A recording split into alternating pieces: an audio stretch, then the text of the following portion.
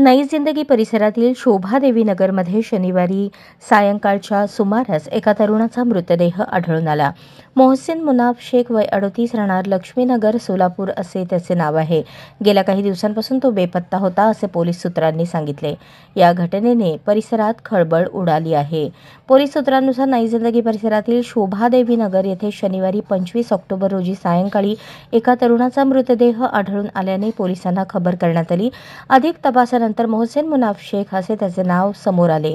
मोहसिन शेख हा 22 ऑक्टोबर पासून घरातून निघून गेला होता। 23 ऑक्टोबर रोजी त्याचे घरातील व्यक्तींशी शेवटचे फोनवर बोलणे झाले, त्यानंतर त्याचा फोन स्विच ऑफ झाला। नातेवाईकांनी त्याचा शोध घेण्याचा प्रयत्न केला पण तो मिळून आला नाही। शनिवारी सायंकाळी शोभादेवी नगर येथील एका मंदिरासमोर मोहसिन शेख याचा मृतदेह आढळून आला। नागरिकांनी याची माहिती पोलिसांना दिली। MIDC पोलीस ठाण्याचे पथक घटनास्थळी दाखल झाले।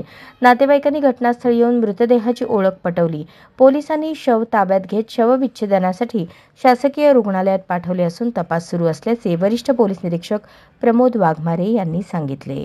अशाच नवनवीन अपडेटसाठी जनता राज्य न्यूज चॅनलला सबस्क्राईब करा, लाईक करा आणि शेअर करायला विसरू नका।